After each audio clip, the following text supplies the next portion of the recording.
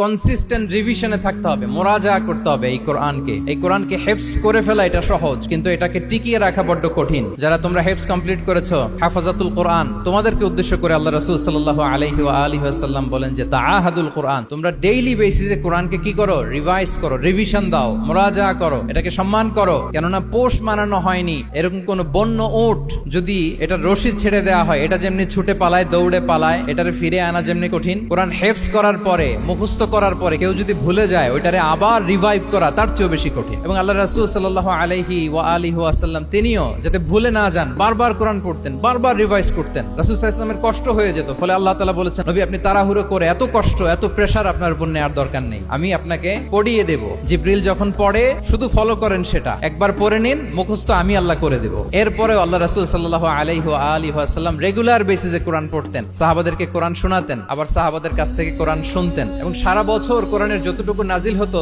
রমাদান আল মুবারাকে জিবরিল আলাইহিস সালামের সাথে রিভিশন করতেন। যে বছর তিনি ইন্তেকাল করবেন, ওই বছর দুইবার তিনি গোটা কোরআনকে জিবরিল আলাইহিস সালামের সামনে পেশ করেছেন, শুনিয়েছেন। তাহলে এটাই হচ্ছে সুন্নাহ। তিনি তো পৃথিবীর প্রথম হাফেজ নাকি? উনি রেখেছেন কিভাবে কোরআনকে, প্রিজার্ভ করেছেন কিভাবে? রিভিশনের মাধ্যমে। You have to revise a lot, you have to recite a lot. এটা আমাদের মনে থাকবে তো নাকি? শিক্ষার্থী বন্ধুরা আওয়াজ করো, মেক এ নয়েজ।